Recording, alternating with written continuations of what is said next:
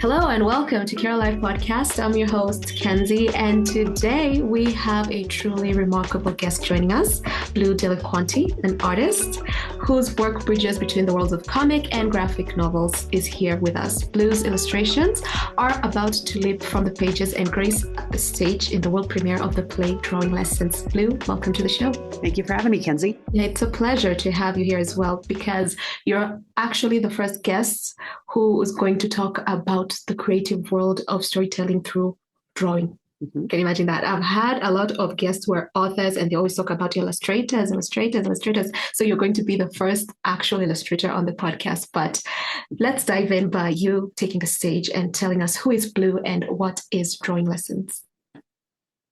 So my name is Blue Delliquanti. I am a comic artist and graphic novelist. I've been drawing comics professionally for over a decade at this point. I've done graphic novels, including O Human Star, Across the Field of Starlight, Meal, Adversary. My most recent project is working with the Children's Theater Company here in Minneapolis. They are working on the world debut of a play called Drawing Lessons that is about a young girl coming out of her shell by learning how to draw. And so for that play, they have commissioned me to come up with a bunch of drawings and illustrations that will then be projected and incorporated into the play's setting and set design itself, which is really exciting. I haven't done any project quite like this before, but it's a lot of fun. And I do understand that you also do comic classes at Minneapolis College of Art, right? I do, yes. Right around the corner from the Children's Theater is the Minneapolis College of Art and Design. It's all kind of within the same footprint of like 1 or 2 blocks. And I have been teaching comics classes as part of their comic art program since 2019. So I have been doing various levels of comic classes, both introductory classes for students just starting in the program, and then professional practice classes for students who are on their way out the door and about to become professional artists post-college. So that's been a lot of fun. And before we dive into drawing lessons, I'd like to talk about your work as an illustrator specifically, because you'll find that a lot of people out here like to draw and they always want to know how they get into an industry like this. So what could you tell people on steps they can take, or maybe career choices they can look for, or maybe are there any courses in school they can take to study to become an illustrator? So with comics specifically, I am, I guess, what you would call self-taught.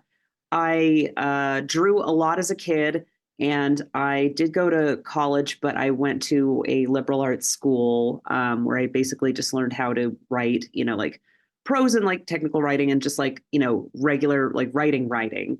And at the time, so this is like the early 2010s for context, comics had already become more legitimized as literature. There have been books, comic books that have been winning like literary prizes. And there are a lot of authors that were becoming much more well-read and beloved by readers of all ages who are doing work in graphic novels.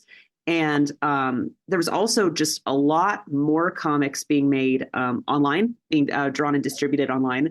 So that was sort of how I got my start. I week on my own website, and this kind of snowballed a readership over time. And that also allowed me to like meet other comic artists that were kind of doing a similar thing, develop a network. Comic anthologies that were being put out by a press in the Midwest called Iron Circus Comics. And over time, that just kind of allowed me to continue building a following of readers and more experienced and prolific as a comic artist, opportunities for drawing graphic novel length works for bigger publishers, your Macmillan imprint. It happened very organically over time. And it's not like there's no one singular path to becoming a comic artist. There are many more degree programs for it now than there were even 10 years ago, let alone 20, but it's not essential. And there are a lot of like really interesting ways people have developed a readership And through your different website, ways. I've actually gotten a chance to glimpse into your graphic novel Across a Field of Starlight, if I'm not wrong, and it's really, really beautiful. It's what you can imagine about the illustration and so much more. So could you share with us a particular scene or maybe character or an artistic choice you took when it came to that book that actually resonates with you? Sure. So Across a Field of Starlight is a YA, a young adult graphic novel that is science fiction. It's about two teenagers from two very different spacefaring societies who essentially become pen pals. Like they message each other over vast distances and they try and stay in touch, even as that becomes less of a good idea as the cultures around them go to war. I was really inspired visually by the aesthetic of those splashy space operas that were big in the 1970s. Star Wars is kind of the one that everybody knows, but there's lots of really groovy, like pulp, like science fiction covers. And there was a version of the movie Dune that tried to be made in the 70s that never really got off the ground, but there's a lot of like really beautiful concept art for it. And I just really leaned into a rich, colorful art style that was a little different from what I'd done previously. And I just really leaned into like the big epic romantic like space opera-ness And of do it you all. rely on the artistic side of illustration, or do you also rely on the words that are going to go into the story to help invoke the emotions that are brought by illustrations? To me, in the world of comics, they're kind of inseparable. Like the storytelling that happens in comics is something that comes from art and text working together. It's something where, like, if you read a comic and you like take out all the images, the story doesn't make sense. And if you take out all the text, often the story doesn't make sense either.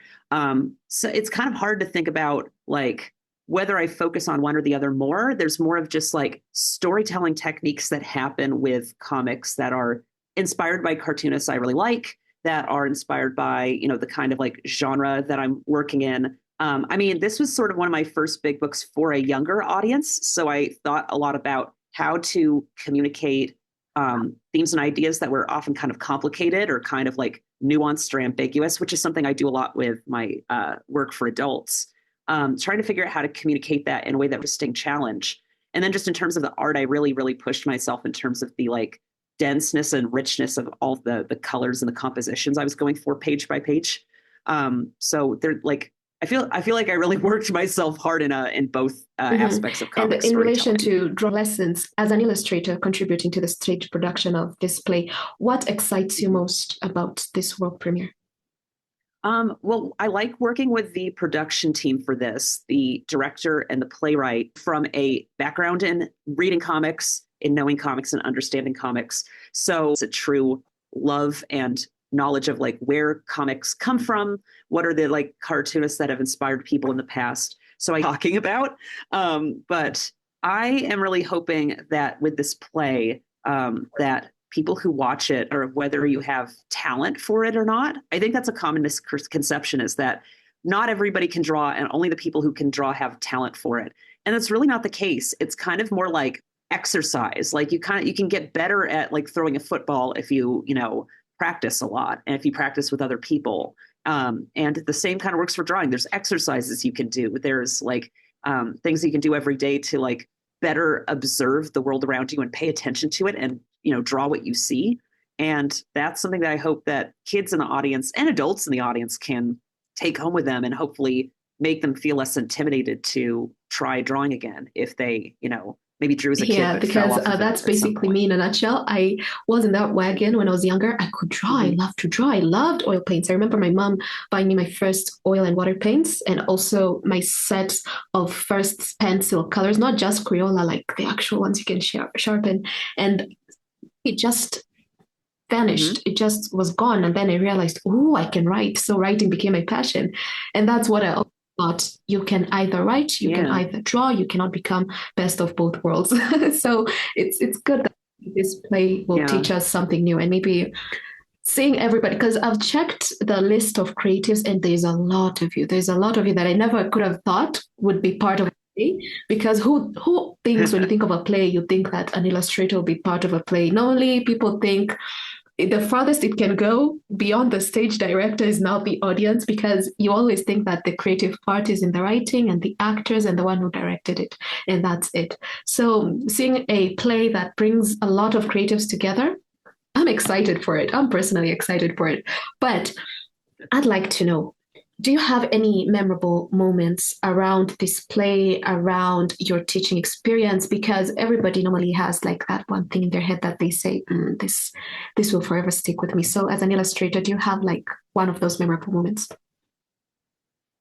Yeah, with drawing lessons, one of the other things that is, I think, really special about this play is that some of the actors have the chance to draw live as part of their performance. There's one of the people like involved in the creative side is a projectionist who is responsible for getting my illustrations on the backdrop, but also to project drawings that the actors are doing live. And, most of these are new to this as well. So I've been coming in to give them drawing lessons and to get them comfortable drawing.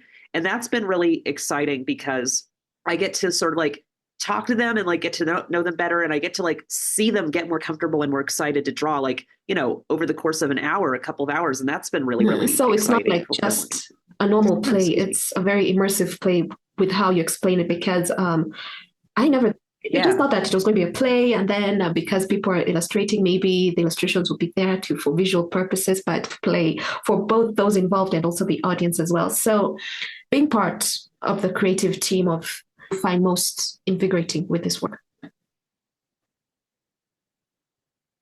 Something that I have enjoyed about the process is just how many people I have to communicate with to help make this questions for me about how comics work, and I can give my feedback and they listen to it and they like change a line in the script, maybe a manager who is like working with me to make these like illustrations look as good as they can on the screen. Or, there's a prop person, there's several prop people who are making things that the actors, interact with, that work with the illustrations that I draw. There's a character who is like the main character's teacher, like she's her scary elementary school teacher. And at some point she has to transform into a monster because the main character drew her that way, and trying to figure out how to make this actress look like a frightening monster has been a big conversation. And I think the result will be really what cool. That reminds me of? It reminds me of the movie Diaries of a Wimpy Kid. Didn't it have like illustrations as the movie went on? Oh, yes. Because that's what the play is going on, and then there are illustrations to match up with everything that's happening on stage. Yeah, that's a good comparison. I totally forgot about. Yeah, but it sounds very lovely, and I hope a lot of people will actually show up. I saw on the website that it says it's more appealing to the younger audience, especially anybody high school and below. So I think it will be a very family-friendly play, and I hope a lot of people learn from it. But I really did want us to have our own separate episode where we can really geek out on the specs and everything when it comes to drawing lessons. And I do hope that we do get that.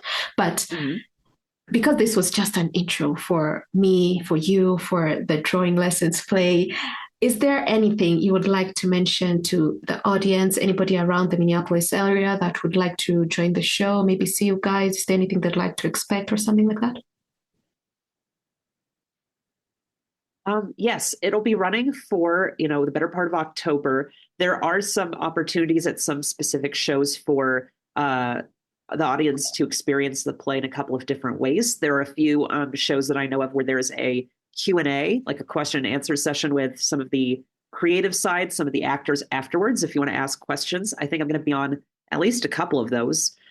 There are some versions of the play or a few productions of the play that are more sensory friendly. So it's more accessible for all kinds of people experiencing the play. They really do try and make it not only a accommodating experience for audience goers, but also to help make people who are curious about theater and how theater works to learn more about it and ask questions and get answers. And I think that's a really cool resource for people in the Twin Cities, especially kids who are really interested. And I really hope the very best for you and your team and the cast and the crew. We thank you, Blue, for being part of this particular episode. And I do hope that I get you on whenever you're not so busy to be here and we can about your books and geek out about the plays and maybe your future plans and all that. But folks, that brings us to the end of this special episode today. And a huge thank you to our incredible guest, Blue Delliquanti, for sharing what they're bringing on stage with drawing lessons. Remember, you can find out more about Blue's work on their website, bluedelliquanti.com. And for those who want to make it to the world premiere of the play Drawing Lessons, tickets will be purchased online at studentstheatre.org/drawing, or you can call the ticket hotline number. That is 612-874-0400. The links will be in the description. And be sure to subscribe or follow depending on where you're listening us from so that you do not miss anything that will be coming in the future. Stay curious, stay safe. And until next time, bye guys.